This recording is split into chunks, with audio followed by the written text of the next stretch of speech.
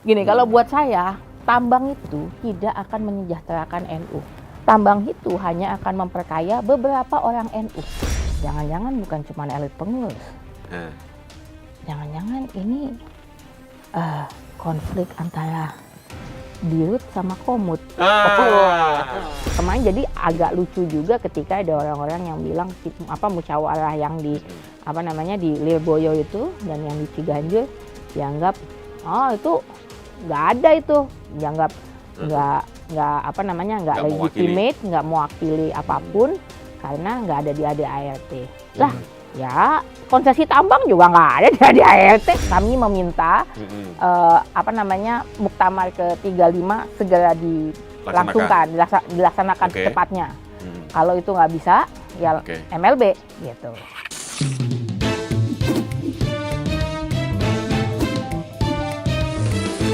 To the point aja. Halo Sobat Cindo.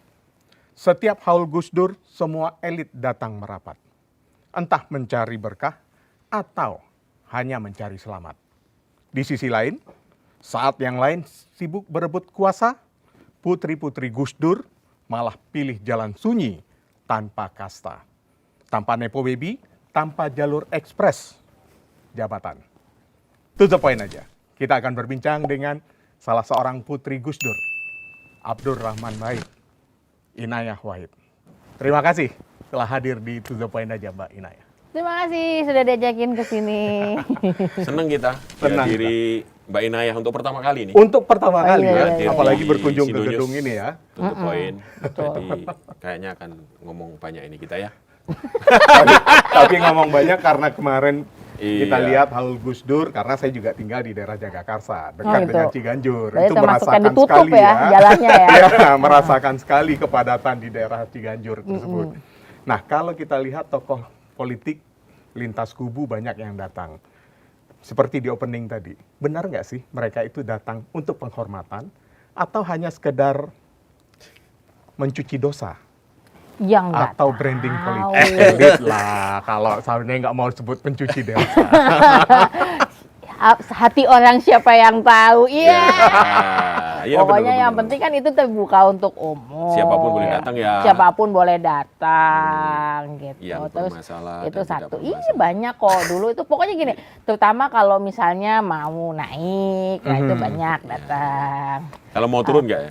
Kalau dia nggak diturunin juga bisa. Oke, juga, gitu. Oke. Atau ya persiapan untuk 2029 juga bisa.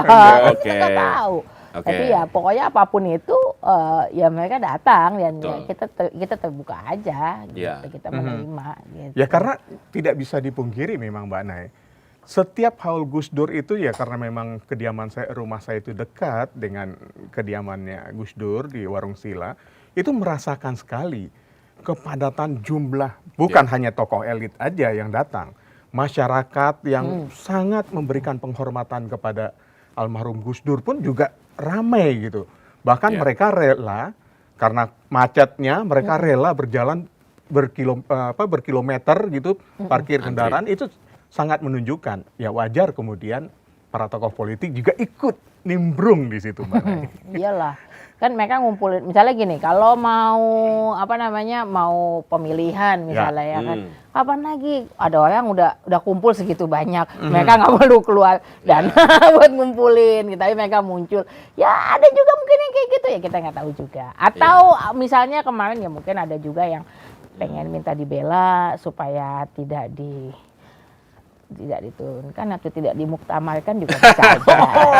Tidak di MLB kan ya nggak tahu juga gitu. Tapi yang pasti tumplek-blek dan ya ini kan juga sesuatu yang yang menarik karena setelah itu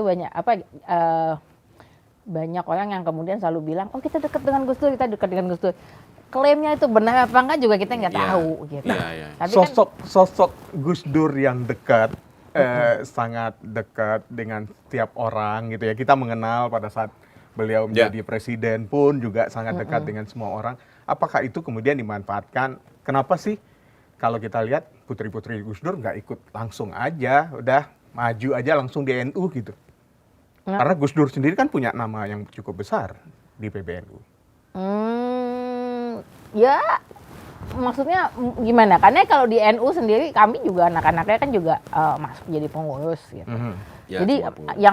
yang dimaksudkan muncul di NU tuh gimana? Misalnya langsunglah mengisi posisi yang Strategis. cukup Apa? maju gitu. Waduh, nggak tahu ya. Kayak kakak saya nggak ada yang mau juga. Iya. Ya. Tapi saya juga nggak tahu. Sistem di NU juga mungkin sampai sejauh ini belum memberikan ruang yang besar buat perempuan gitu untuk jadi pemimpin. Itu termasuk salah satu kemarin waktu di musyawarah besar itu juga salah satu yang jadi kritikan gitu. Bagaimana suara perempuannya itu juga nggak muncul gitu. Jadi kemarin sempat dipertanyakan. Harusnya ya bukan hanya mustasyar tapi juga misalnya nanti bagian dari ahwa itu pada saat muktamar itu juga harusnya ada juga dong yang perempuan. Betul. Gitu. Ya itu juga dipertanyakan. Jadi memang nggak tahu mungkin sistemnya emang belum ke sana kali. Ya mungkin nanti perlulah segera ke depannya.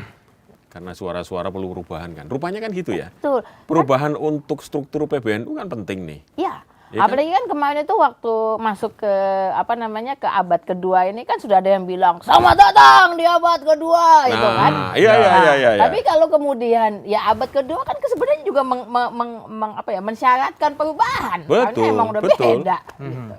Jadi nggak tahu ya mungkin Abad kedua masih berasa abad pertama gitu. Iya, abad pertengahan. Abad pertengahan. Zaman dulu banget ya kan juga selalu ada ya dinamis kan harusnya gitu, ada perubahan-perubahan gitu. Tapi nggak tahu, mungkin perubahan buat mereka dimulai dari berubah menjadi konsorsium tambang, nggak tahu juga. Oke, ini nanti waktunya kita ngobrolin. Tapi begini Mbak Ina ya, ada orang menganalisa begini. Kenapa dinamika PBNU itu ya pasti dinamis lah. Orang tahu bahwa PBNU pasti dinamis lah ya. Sejak zaman Gus Dur lah atau sebelumnya gitu. Cuman waktu itu ada sosok yang seperti Gus Dur gitu. Yang bisa mungkin menyatukan semua kelompok, bisa jadi pegangan gitu. Tapi sekarang kayaknya nggak ada gitu. Jadi konfliknya itu dari liar. Bener gitu sih? Jadi kayak ya udah masing-masing gitu. Ya sebenarnya tiap pemimpin ada ininya, ada karakternya masing-masing juga ya gitu. Tapi kan yang paling penting itu sebenarnya kalau buat saya adalah kalau kata anak sekarang itu POV. POV-nya di mana? Gitu. POV-nya di jamaah apa bukan? Gitu. Gitu. Nah, kuncinya jadi di situ, kalau misalnya kayak gini, kayak Gus Dur ketika Gus Dur kemudian bilang, ya ini kita kembali ke Hitler, gitu ya, kita udah PBNU gitu, atau NU udah nggak main politik-politikan lagi. Beliau nggak lagi mengatakan bahwa ya NU itu nggak boleh ikut politik sama sekali, bukan gitu. Tapi yang jadi penegasan adalah politik seperti apa yang kemudian harusnya diambil oleh PBNU gitu ya sebagai organisasinya gitu, mewakili umat gitu. Kemudian posisinya itu ya harus kebangsaan, bukan politik praktisnya gitu. Jadi posisinya mereka jelas ngebelain masyarakat gitu. Bangsa, umat. Nggak hanya ini ya, nggak hanya Jam'iyah aja ya, tapi maksudnya masyarakat itu dalam artian berarti Indonesia gitu kan. Betul. Nah, posisinya di situ. Jadi ketika ada kasus misalnya waktu itu PLTU gitu. Pembangunan PLTU, ya Gus Dur turun sebagai ketua PBNU gitu. Nah, atau kasus-kasus yang lain ya Gus Dur turun gitu. Karena posisinya di situ. Nah, sebenarnya kan kalau dalam kasus tambang itu gitu ya, misalnya ya pemimpin sebelumnya misalnya di 2015 Basul Masailnya jelas ngomongin bahwa tambang itu haram, ya kan?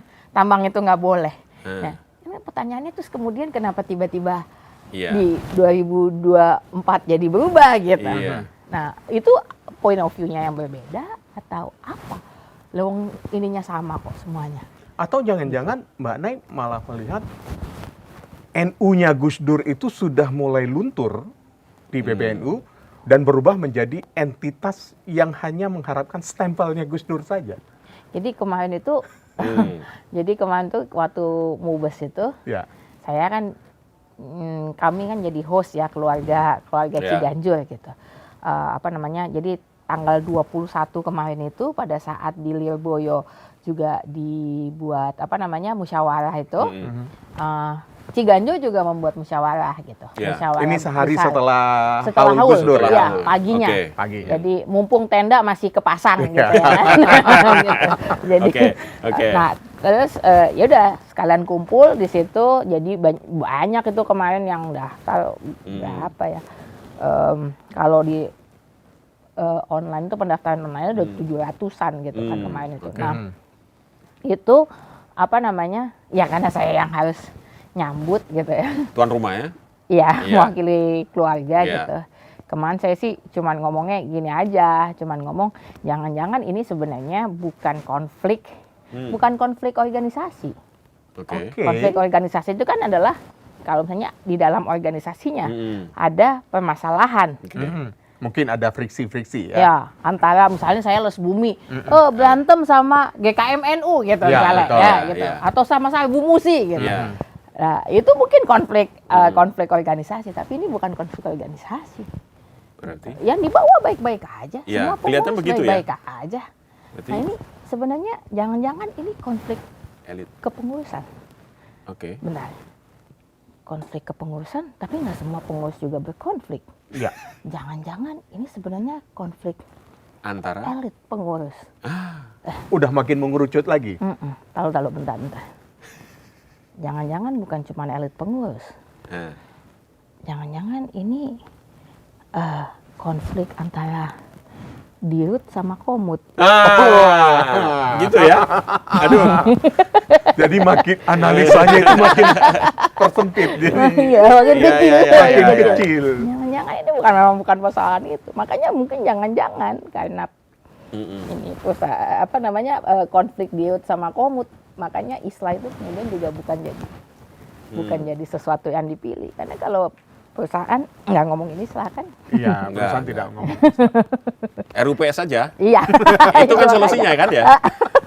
Itu salah satu rekomendasi dari musyawarah itu yang setelah Haul Gus Dur. Di musyawarah besar itu ada 9 rekomendasi. Oke. Rekomendasi pertama kita kami meminta muktamar ke-35 segera dilaksanakan Oke. secepatnya. Kalau itu nggak bisa, ya Oke. MLB gitu. Oke. Oke, Nah. muktamar luar biasa. Itu yang kedua tentu saja yang kedua ketika muktamar itu dilakukan pihak-pihak yang berkonflik, jadi kita mengharapkan para nadiyin tidak memilih pihak-pihak yang berkonflik lagi. Itu langsung ya? Ya. Ada state begitu ya? Ya. Jadi Komut dan Dirut yang sekarang tidak bisa Enggak, dipilih lagi? jangan. Cari yang baru ya? Cari yang baru. Banyak yang ya? memang kemudian kita Nadine melihatnya sebagai Oke. yang tadi itu POV-nya. POV-nya yang Betul. sesuai dengan kekinian. Yang Abad kedua. memang yang memang fokus pada Oke. jamaah dan jamiah itu. Nah, yang ketiga tentu saja harus dikembalikan itu konsesi tambang itu. Gitu. Jadi keputusan Munaslup ataupun Muktamar itu harus menegaskan tentang posisi tambang. Iya. Itu Dan bahwa kita tambang itu maunya dikembalikan. Dikembalikan, betul. Oke. Gitu. Dan itu sebenarnya ya kalau saya pribadi Iya. sebagai pengurus, saya termasuk yang mengajukan judicial review Oke. tahun lalu. Ya ini sebagai bentuk menggugat. bahwa oke. Ini bukan hanya penolakan ya, Iya, ini sikap langsung ya, sikap langsung. action. Saya dan beberapa pengurus yang Pengurus. lain, termasuk beberapa pengurus Muhammadiyah, Oke. karena Muhammadiyah kan juga melakukan Ada hal juga yang sama. hal yang Meskipun kalau di publik yang dihajar terus-menerus PBNU terus, padahal Muhammadiyah juga nerima tambah. Iya, iya. Oke. Kenapa Mbak Nay menolak konsesi tambang diberikan kepada ormas itu, Mbak? Ya karena banyak ya. Kalau gini, kalau buat saya pribadi ada pertama, ya udahlah kita semua tahu tambang itu punya ekses yang buruk gitu. Kita semua tahu. ada beberapa orang yang bilang, yang di PBNU gitu ya, yang bilang bahwa ya good mining dong. Ya faktanya ada nggak good mining dari kemarin-kemarin? Ini kita udah nyampe di tahun 2025, ada nggak good mining? Nggak ada gitu, belum ada gitu. Semua Terus, merusak ekologi. iya, itu aja yang melakukan adalah perusahaan-perusahaan tambang. Lah, terus kita mau berharap apa dari organisasi agama yang emang fokusnya bukan di situ gitu. Ya. Itu. Yang ketiga, yang saya takutkan adalah kita melihat kok dari pengalaman ada banyak sekali ketika kita bicara konflik konflik sumber daya gitu ya, apapun itu, geothermal, terus kemudian pabrik semen dan apapun itu seringkali diikuti oleh konflik agama di daerah situ, di daerah yang bermasalah itu gitu ya. Nah, terus nanti posisinya NU sebagai organisasi ketika terjadi sesuatu yang buruk di sana gitu ya, kepada masyarakat sekitar Yang ada di sekitar. yang notabene adalah jamaahnya NU, terus posisi NU mau di mana? Mau belain yang mana? Artinya akan berkonflik antara organisasi NU dengan Nahdliennya sendiri. Betul. Jangan sampai mereka memang sengaja kemudian didatangkan, diberikan konsesi, murni hanya untuk kemudian ya karena nantinya akan kalau bahasa saya mungkin terdengar kasar, jadi centeng untuk ngadepin warga. Nggak lucu. Iya. Gitu. Dan itu kemungkinan itu sangat besar terjadi ya di wilayah pertambangan dimanapun. Ya. Karena kan kita tahu soal Rempang juga begitu kan? Betul. Ya itu kan konflik dengan masyarakatnya sangat kental kan? Betul. Nah sekarang menurut saya, lah ini aja belum jalan aja udah begini, udah konflik. Terus kita mau berharap bahwa itu akan baik-baik saja. Ya. Dan itu konfliknya bukan hanya di elit lagi. Kalau seandainya konsesi tambang tetap diteruskan oleh PBNU, malah akan ke masyarakat. Karena kita tahu Nahdlien itu sami'na wa ta'na. Betul. Dan saya malah ngerasa itu jadi menurunkan level organisasi agama. Organisasi agama yang seharusnya jadi tameng bagi masyarakat. Betul. Malah terlibat dalam urusan jadi bisnis. Yang sangat praktis. Hal-hal yang sangat duniawi. Duniawi, betul. Gitu. Dan selama ini peran-peran PBNU yang dulu zaman Gus Dur kan juga melindungi masyarakat secara umum, tidak hanya jamaah NU kan, itu sangat kental. Misalnya melindungi kaum minoritas ya, termasuk lingkungan juga kelihatan sekali gitu. Tapi karena kita sibuk dengan urusan begini, praktis, jadinya tidak kelihatan gitu. Ya itu kalau katanya Gus Dur kan, tugas agama itu bukan untuk menjaga negara. Tugas agama itu untuk mendirikan keadilan.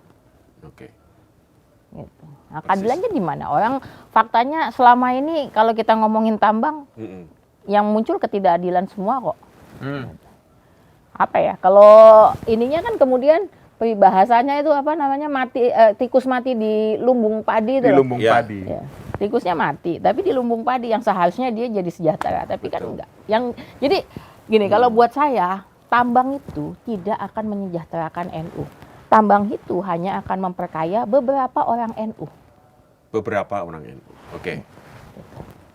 Jadi, kalau melihat seperti Mbak Nay juga mengajukan judicial review, kemudian menolak organisasi keagamaan menerima konsesi tambang. Artinya ada pengkhianatan nggak dari negara yang memberikan izin kepada organisasi keagamaan ini kepada organisasi keagamaan yang didirikan oleh leluhurnya Mbak Nay? Saya di titik di mana saya nggak punya harapan banyak ya sama negara. Waduh. Gitu ya? Waduh. Jadi kalau mau jadi ngomongin, sudah mencapai titik itu ya. Jadi terus lah mau dinamain apa, tapi ya mau dinamain pengkhianatan mau apa, udahlah gitu. Ya gimana? Berarti ada kesengajaan dong ya untuk melibatkan ormas. Nggak tahu ya. Ikut urusan-urusan beginian yang sudah pasti dari awal tambang tidak ada yang secara pengelolaan kan pasti akan bermasalah gitu. Ya berarti diseret dalam masalah dong berarti begini kan. Udah tahu bahwa penjaga ormas ini kan NU Muhammadiyah gitu ya. Kenapa dimasukkan dalam jebakan-jebakan seperti ini gitu? Ada yang berpandangan begitu. Iya. Ya, kan tapi kan banyak juga yang mau. berpandangan itu bukan jebakan. Oke. Tapi hadiah. Hadiah, oke. Ya gimana? Itu tidak harus dikelola sendiri kan ada pengelola nanti Nanti secara ada profesional. pengelola yang secara profesional. Waduh, gitu. ini udah mulai nih. Ya, lah makanya kan tetap aja. Artinya apa? Itu kan sebenarnya semakin menegaskan bahwa Ya. ormas agama memang nggak bisa ngelola gitu. Makanya harus pihak yang lain kan gitu, pihak ketiga. Artinya memang nggak punya kapabilitas, nggak punya apapun. Memang tidak dibuat untuk itu gitu. Iya.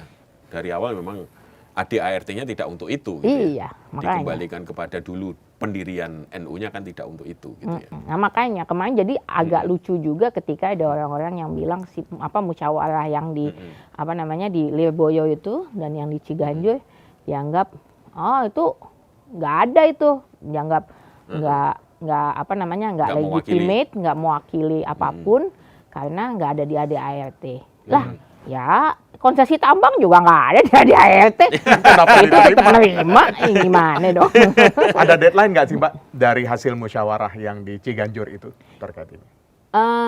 Kalau Lirboyo ada yang memberikan deadline ya. Ya. Deadline-nya kalau kita ini tappingnya hari ini berarti nanti malam gitu ya. Oke. Jam 12. Tapi kalau di musyawarah besar warga NU itu nggak memberikan deadline. Ya kita maunya secepatnya.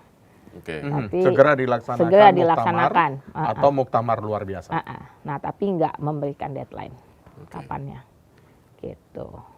Nah, dengan kesempatan adanya muktamar atau muktamar luar biasa ini, mungkin nggak akan muncul sosok-sosok perempuan, ya, seperti Mbak Nay sampaikan tadi, yang jarang menduduki tampuk kekuasaan di PBNU akan hadir?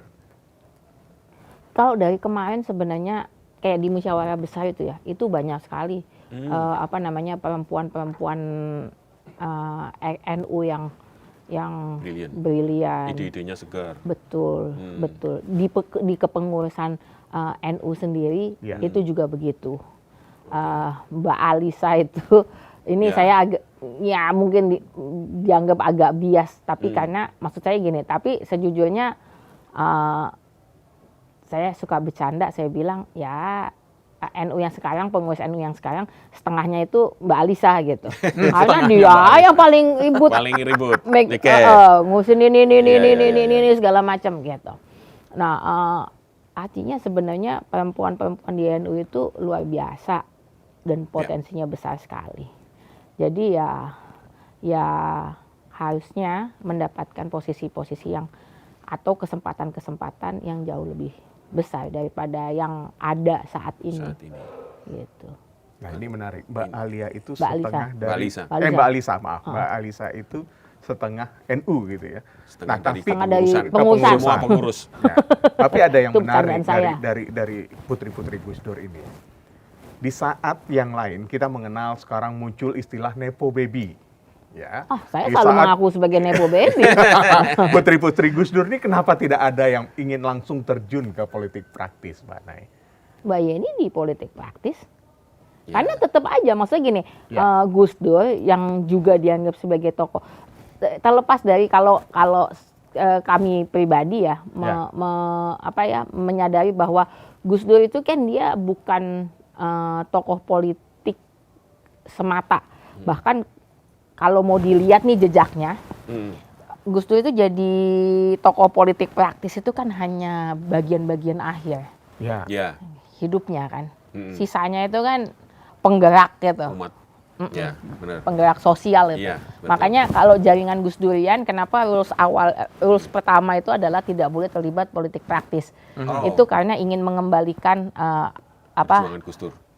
spirit Semangat. Gus Dur sebagai penggerak sosial itu. Iya. Gitu. Nah, tapi mau itu cuma di bagian akhir aja, tapi kan ya Gus Dur tetap tokoh politik, tetap ada bagian politik praktisnya gitu, dan itu tetap harus ada kanal itu juga gitu. Nah itu yang ngambil peran itu Mbak Yeni, karena yang Oke. lain nggak mau. Nggak mau. Nggak mau. Gitu. Tapi suara Gus Durian tetap ya kritis terhadap apapun lah ya. Ya harusnya Termasuk begitu. menyuarakan kritik sosial, kritis politik, Harusnya begitu. penyelenggaraan negara yang tidak benar gitu, tetap ya. Iya, ya harusnya memang di situ kan. Dulu perjuangannya Gus Dur kan di situ.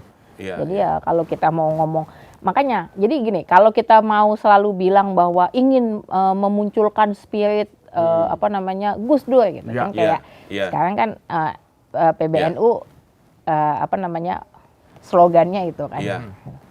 Ya berarti ya memang harus ada sama rakyat. Harus melakukan pembelaan terhadap rakyat, itu udah jelas. Iya. Nggak mungkin enggak. Ya kalau mau ngembali spirit Gus Dur, sebut Gus Dur Ya, emang di situ karena dari dulu. spiritnya Gus Dur itu untuk Emang di situ. di situ. Jadi yang dipakai fotonya Gus Dur aja sama namanya, Nggak tahu. tetapi bergaulnya dengan yang lain nih. Nah itu. Habis Bukan sama dengan elit. jamaah elit terus. Iya.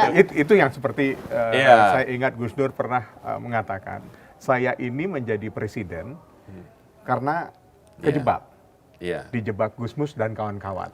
Tapi setelah duduk kok rasanya nyaman, terusan katanya.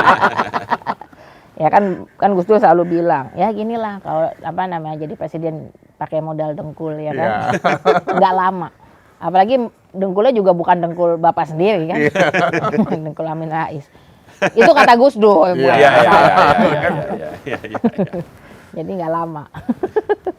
Kalau Mbak Nay sendiri memandang banyak anak-anak muda sekarang yang masuk terjun ke dunia politik lewat jalur ekspres, hanya bermodalkan nama besar orang tua, itu seperti apa?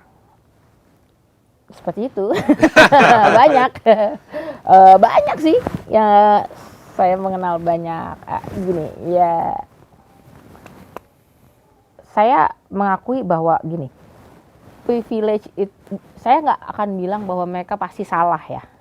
Enggak, Oke. dan nggak fair juga gitu. Iya. Kayak misalnya ketika mereka memang memenuhi syarat, karena biar gimana pun seseorang yang lahir misalnya di keluarga politik gitu misalnya ya, Ya. itu punya keuntungan besar Mm-mm. karena dia melihat langsung, Ya. dia ngalamin langsung, dia bisa belajar langsung gitu ya.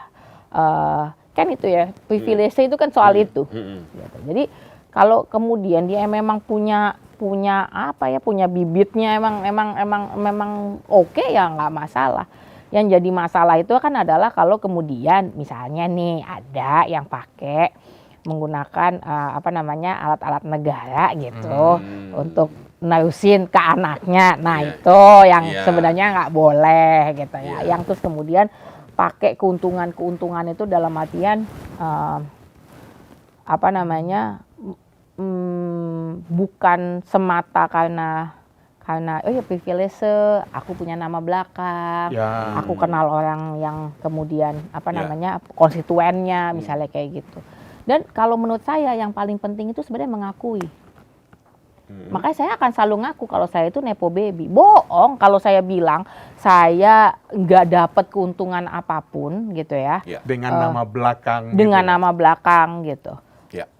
Bohong, dan itu jahat menurut saya. Iya. Kalau kita nggak mau ngakuin itu jahat malahan. Gitu. Karena banyak yang kemudian Iya. nggak mau ngakuin terus bilang saya tuh kerja keras loh.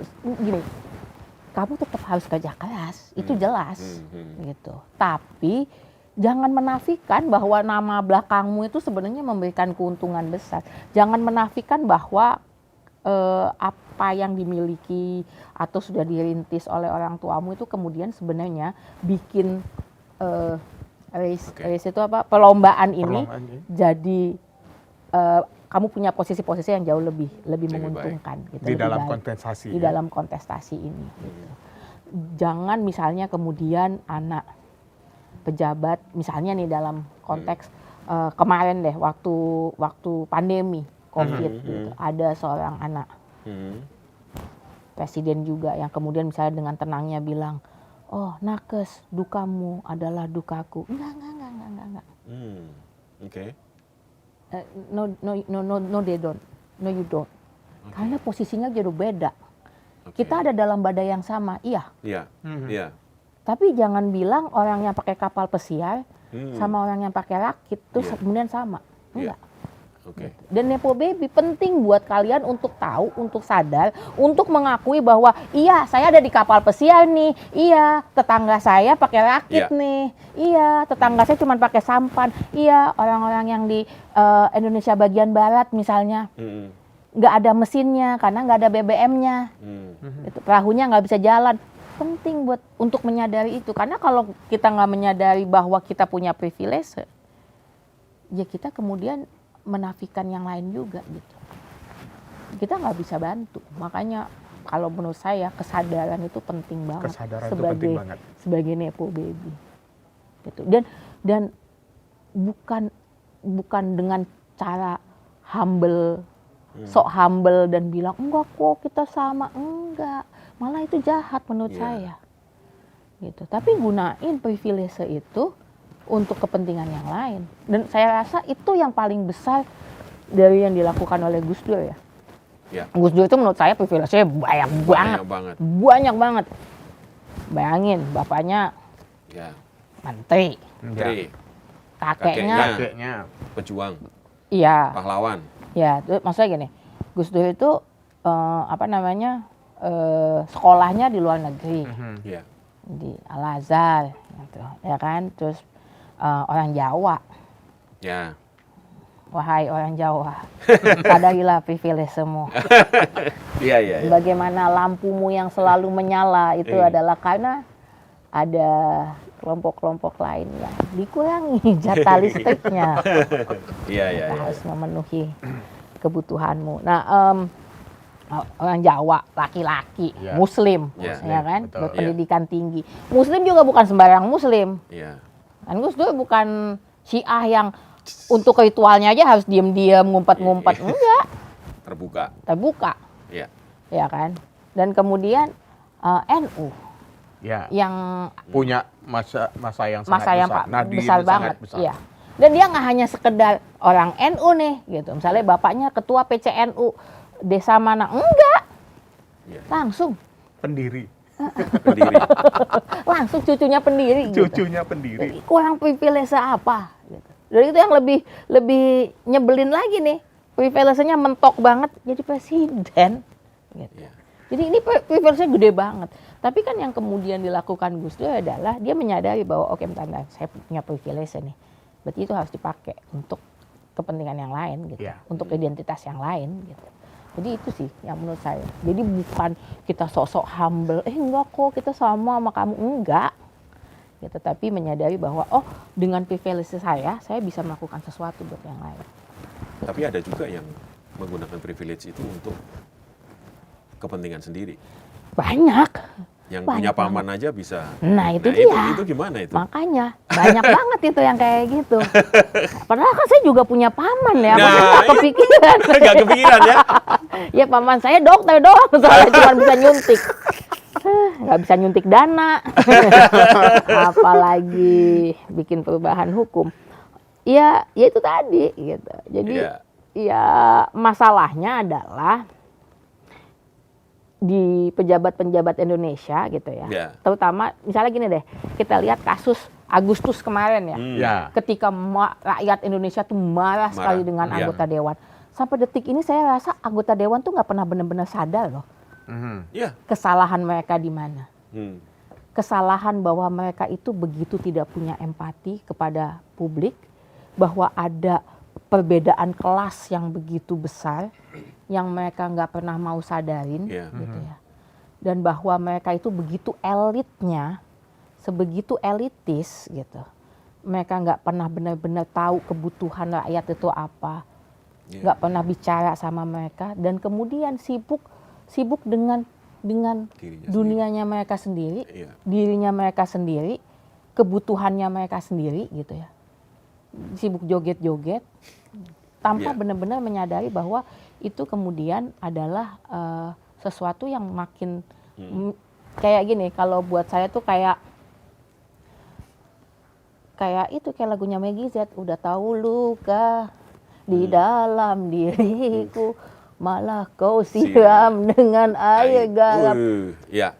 Itu loh, maksudnya mereka joget-joget gitu, atau kemudian misalnya pemberian gelar pada orang yang tidak tepat, pada tokoh yang jelas-jelas sudah nyakitin rakyat Indonesia gitu ya. Itu kan kayak nyiram air garam gitu ke para korban, ke orang-orang yang sama ini diinjak-injak. Nah ini para elit ini nggak sadar bahwa ada gap yang begitu besar gitu ya. Dan problemnya adalah kemudian mereka melanggengkan point of view itu kepada anak-anaknya yang kemudian menurunkan nggak hanya jabatannya tadi gitu karena mereka punya privilege itu, tapi juga point of view tadi. POV-nya diturunkan ya? Point of view-nya diturunkan kepada penerusnya. Gitu. Artinya dengan gaya-gaya yang dilakukan oleh pejabat kita, oleh wakil rakyat kita yang di Senayan ini masih relevan dong dengan apa yang disampaikan Gus Dur seperti taman kanak-kanak? Enggak lah, jangan gitulah. Apa sih salahnya anak taman kanak-kanak itu kok sampai disamain kayak mereka? Udah disuruh makan MBG, terus masih juga dianggap kayak mereka. Enggak lah, beda. Itu salah itu di situ. Jangan samakan anak TK. Tapi kalau melihat ini ya, ada yang berpikiran begini, masyarakat ini sebenarnya masih luka gitu. Iya. Lukanya itu belum sembuh. Kalaupun sekarang diem itu bukan berarti mereka bisa menerima apa yang dilakukan oleh elit sekarang gitu. Kalau melihat ini kan Mbak Inayah ini kan sering jalan-jalan nih ke kampus-kampus, ke anak-anak Gen Z yang ketemu petani-petani. Masyarakat saya langsung. habis ketemu petani-petani yang di Cianjur. Nah, yang tanahnya mau digusur karena untuk geotermal. Nah, itu. Kira-kira gimana, Mbak? Biar disampaikanlah kepada para pembuat kebijakan ini, biar gimana nih caranya? Jadi 2 bulan lalu kami itu bikin pameran. Pameran ini namanya pameran Dialog Peradaban berdasarkan buku yang ditulis oleh Gus Dur dan seorang tokoh Jepang, seorang tokoh Buddhis Nichiren Jepang, namanya Daisaku Ikeda. Nah, Daisaku Ikeda ini banyak bikin percakapan soal perdamaian itu dengan tokoh-tokoh dunia ya, pemimpin-pemimpin dunia. Termasuk salah satunya sama Gus Dur. Terus kami bikinlah si pameran itu. Salah satunya kita nih bikin ya namanya Dialog Peradaban, kita bikin diskusi-diskusi, dialog-dialog. Kami berusaha untuk mengundang anggota dewan. Dari 15 anggota dewan yang kami approach untuk diundang ngisi diskusi di kampus. Yang 15. Ya, Oke. 20 menolak. Saking nggak adanya. Sama sekali nggak ada? Nggak ada. Dan satu akhirnya datang karena dan itu pun di dalam diskusinya beliau mengakui bahwa iya saya datang ke sini karena ada tokoh lain gitu ya datang. Tadinya saya juga males datang gitu. Itu diakui oleh mereka. Dan ketika kemudian ditanyakan hal yang tadi itu gitu. Audiens itu nanya, gimana sih caranya kita bisa ngomong sama kalian? Kalian kok sulit banget diajak ngomong. Jadi jawabannya bukan hanya normatif, tapi jujur aja kelihatan banget di situ mereka bukan hanya defensif, tapi juga ofensif gitu. Jadi offended dengan pertanyaan itu. Gitu. Dan seperti biasa kemudian akan menyalahkan publik yang nggak tidak aktif memahami, untuk kan udah ada mekanisme dengar pendapat dan bla bla bla bla yang seringkali kucing-kucingan. Dalam kasus TNI contohnya, saya termasuk yang kemudian melakukan JR TNI. Banget JR saya ya. Kebanyakan JR. Kebanyakan JR. Bapak yang menang? Nggak ada ya, kalah melulu.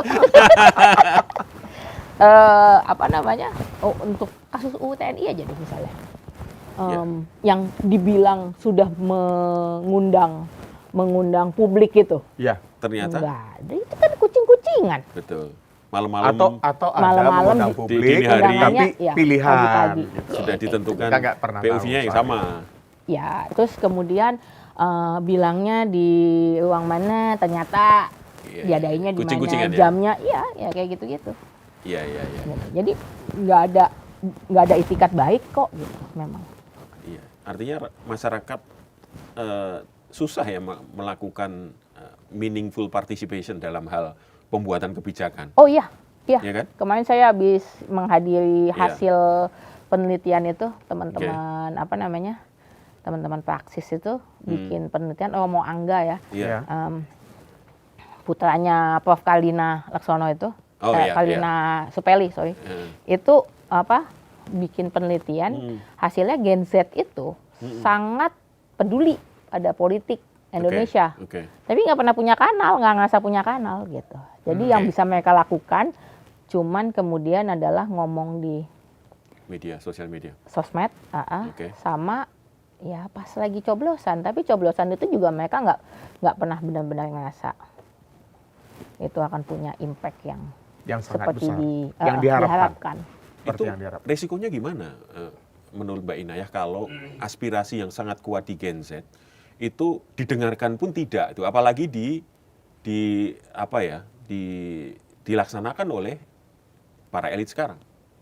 Apakah mereka akan melakukan aksi lagi, turun ke jalan lagi, atau seperti apa kira-kira? Kalau menurut pandangan Mbak Inayah? ya mungkin nanti akan ada satu titik di mana betul-betul mereka sudah nggak kuat ya.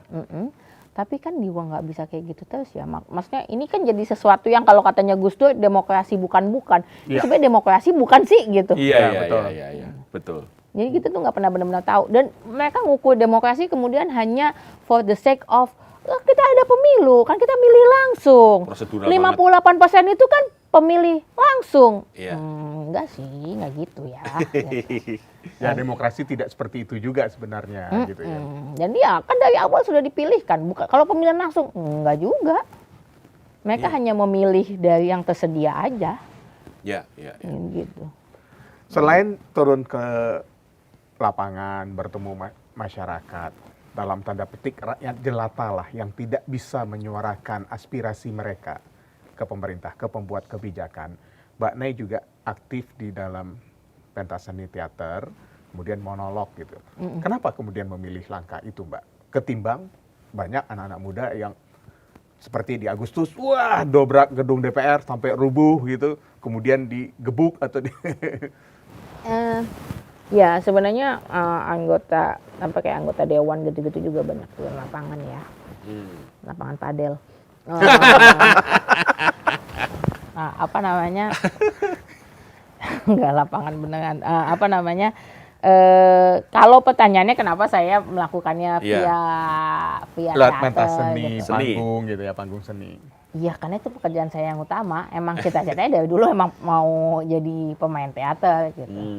Bahkan saya ingat dulu kan saya waktu mau kuliah saya bilang sama ibu saya mau masuk ya itulah institusi seni gitu. Ya, sekolah seni lah gitu ya. Sekolah seni gitu ya. Sekolah teater gitu. Terus ibu saya langsung bilang, "Hah? Mau jadi apa?" Ya mau jadi pemain teater lah, aneh banget. Masa jadi dokter gigi kan aneh banget. Cuman waktu itu ibu nggak setuju. Jangan gitu kan. Oke. Nggak bisa hidup lah di negara ini gitu kan.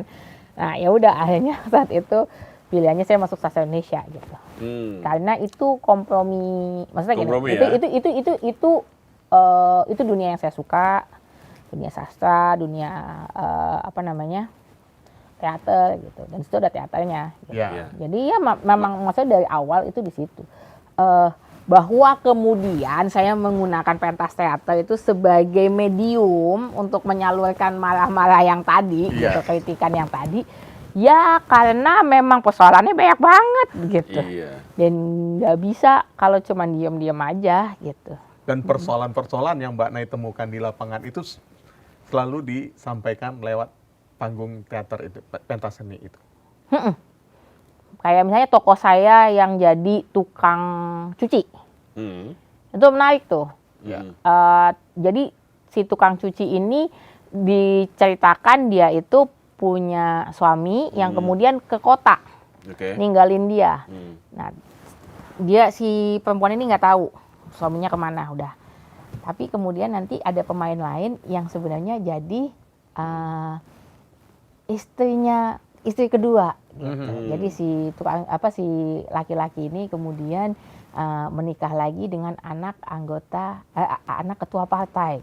Lalu Oke. kemudian jadi karirnya naik. Terus nanti ada selingkuhannya, ada simpenannya gitu. Nah di situ tuh yang menarik adalah ceritanya sebenarnya poinnya begini. Si anggota dewan ini kemudian korupsi, ditangkap. Nah di situ digambarkan bahwa ketika seseorang itu korupsi, yang jadi korban paling besar itu adalah perempuan-perempuan di sekelilingnya, orang-orang di sekelilingnya, gitu. Jadi not even seringkali, not even dia sendiri, gitu. Jadi Yang korban akan langsung adalah mengalami, iya, perempuan-perempuan di sekitarnya. iya, nggak hanya perempuan ya, tapi ada Anaknya, anaknya, keluarganya. ada keluarganya. Gitu. Jadi, nah itu kan gambaran nyata, Ya. gitu. Atau misalnya tokoh apa lagi ya, tukang jamu ya. Tokohnya gitu-gitu semua ya. Tukang sarung. Iya. Tukang sarung itu, tokoh tukang sarung itu dibuat, skripnya itu kan dibuat oleh suami saya kebetulan ya. Gitu. Nah, itu berdasarkan tokoh nyata. Oh gitu. Iya. Tokoh nyata seorang penjual sarung yang dia memang keluar masuk pesantren gitu, di pesantren besar gitu. Dan hobinya dia cerita, si kiai ini ngomong ini, bu nyai ini ngomongnya ceramah gini. Jadi dia tuh ini ada asli gitu. Jadi semua yang dia ceritakan itu berdasarkan kejadian-kejadian nyata gitu. Berarti nanti ada cerita lagi dong. Tukang kayu gimana kira-kira? Tukang kayu itu kemudian dia jadi pemimpin. Kita tunggu episode berikutnya. Kita tunggu episode tukang kayu kalau gitu. Kalau melihat daya ledak dari apa yang kritikan-kritikan yang disampaikan lewat pentas seni ini, kuat nggak sih Mbak? Apalagi kalau kita lihat ya para pejabat kita, tokoh-tokoh yang seharusnya membawa suara rakyat ini kelihatannya bebal sekali Mbak. Kuat nggak kuat, kadang-kadang ya publik ini yang bisa dilakukan publik. Saking udah kayak udahlah ketawain aja gitu. Kadang-kadang udah saking udah deh. Udah nggak ini. mau ngapain, udah ketawain aja lah nasib kita gitu ya. Jadi dan itu satu. Dan yang kedua kalau saya teman saya itu Mbak Sadia Ma'ruf itu dia sempat bilang, dia selalu bilang kalau si pilar demokrasi itu kan orang selalu bilang pilar demokrasi keempat kemudian adalah jurnalisme gitu ya. Nah, Mbak Sadia itu kemudian mempropos bahwa harus ada pilar kelima. Apa itu? Yaitu humor. Wah, benar. Yaitu komedi gitu. Dan saya sepakat betul gitu sama Mbak Sadia bahwa komedi itu juga jadi ukuran, jadi tolok ukur. Ini kita beneran demokrasinya masih jalan dengan baik nggak gitu. Gitu. Kalau si komedi ini, kalau si komik itu masih bisa tadi bikin kritikan-kritikan. Gitu. Itu salah satu indikator demokrasi ya? Iya, saya percaya iya. Kalau komedi sudah dilarang itu sudah bahaya berarti? Iya, tapi kan sekarang problemnya Ya. ketika teori itu muncul, yang juga kemudian yang kita tidak antisipasi itu adalah bagaimana kemudian pelarangan itu hari ini bisa jadi munculnya tidak lewat pelarangan per se. Artinya, weh kamu nggak boleh ngomong gitu. Enggak. Tapi Enggak. melalui buzzer. Oke. Misalnya, melalui tekanan publik, melalui tekanan netizen, melalui doxing. Nah itu yang menakutkan, gitu. Jadi tampaknya seperti seakan-akan memang masih demokrasi, tapi sebenarnya itu dikerahkan oleh otoritas. Gitu. Jadi kemarin ada yang menarik nih Mbak Ina ya, di Jogja ada psikolog yang menangani 2 pasiennya yang stres itu karena memikirkan kebijakan negara yang tidak beres gitu. Ini gimana ya? Ini kan Separah itukah sudah kondisi kita kondisi saat ini? kita sudah sebegitunya ya. Ya, kebetulan aku kan lagi diajakin sama Profesor Nila Muluk ya. Beliau bikin Kaukus Kesehatan Jiwa. Oke. Gitu. Jadi sekarang aku lagi diajak sama beliau sama tim Kaukus Keswa itu ke kampus-kampus dan segala macam ke kantor-kantor gitu ya. Dan itu banyak. Jadi tidak hanya 2 ya ini. Tidak hanya 2. Cuman mereka belum ngaku aja stres gitu. Yang literally merasa bahwa karena tekanan ya tekanan kayak gini. Mungkin banyak orang nggak menganggap itu sebagai bagian dari politik. Jadi kayak misalnya lapangan pekerjaan yang makin susah gitu ya. Atau nggak bisa ya tadi itu nggak bisa bersuara dengan bebas gitu. Nah nggak langsung bilang bahwa oh ya ini aku jadinya stres karena pemerintah, enggak gitu. Tapi kan sebenarnya ada andil besar di situ. Bahwa kalau kita mau ngomongin lapangan pekerjaan yang hari ini sulit banget buat publik itu karena ada andil besar mereka di situ. Even ketika kemarin ada di Sumatera itu ada bencana alam. Terus mereka bilang, kok kita yang disalahin? Lah, gimana ya? Ini kan kita ngomongin regulasi. Iya. Bahkan setelah ada gelondongan kayu yang sebegitu Pakai besar, cap, gitu, pakai cap gitu. Ada nomornya ya. Iya, masih nggak ngerasa bahwa itu kemudian adalah sesuatu yang berkaitan. Gitu. Jadi kayak dan bahkan mungkin malah ngerasa heroik gitu, datang bawa bantuan, ngangkut karung gitu kan, gitu. Terus merasa bahwa oh aku membantu. Bapak yang bawa karung, Bapak sebenarnya sangat bisa instead of membantu dengan ngasih karung itu, Bapak sebenarnya akan membantu semua rakyat Indonesia kalau aja dulu nggak ngasih izin. Itu aja ya? Untuk babatin hutan. Itu bantuan yang jauh lebih penting. Iya. Tapi udah kadung diizinkan semua. Nah itu. Nah, sejauh mana kemudian yang kolaborasi dengan Prof. Nila Muluk Nila ya, untuk kesehatan untuk mental kesehatan mental tadi? Kita ke kampus-kampus ngajain mereka ngobrol. Terus beberapa yang kita propose itu adalah misalnya gini, bagaimana kampus atau sekolah karena ada beberapa yang bukan kampus ya, jadi kayak SMA, bahkan ada yang SMP waktu itu gitu ya. Nah itu bagaimana kita mempropose ekosistem pendidikan yang jauh lebih ramah mental gitu. Jadi nggak bikin mereka makin stres. Terus kemudian mereka juga ketika mereka punya masalah gitu, nggak hanya misalnya disediakan konselor gitu, tapi juga peers antar teman ini bisa saling membantu.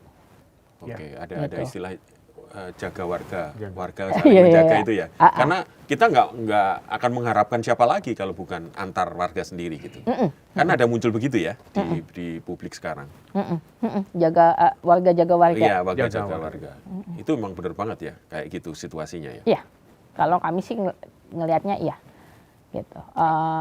Ya siapa lagi yang mau dijadikan pegangan? Jadi masyarakat sendiri yang akhirnya harus bahu-membahu untuk bagaimana tetap menjaga semangat. Itu kelihatan banget pas pandemi itu. Iya. Akhirnya jadi gitu. Sangat terasa ya pada saat ini. Warga jaga warga itu. Baik. Terima kasih Mbak Inayah Wahid telah hadir di Tutup Poin Aja. Terima kasih. Masih banyak yang perlu kita sebenarnya. obrolkan, tapi karena durasi yang terbatas, jadi terima episode kasih. berikutnya ya. Ini perspektifnya boleh. Sangat bagus sekali. Berlanjut Nanti kemana-mana. Oke. Sobat Sindo, sebagaimana ada yang kita bahas tadi, jika kita ingin berbakti, tidak perlu mencari jalur cepat untuk punya arti. Saya Ika Kesuma. Saya Pung Purwanto. Sampai jumpa.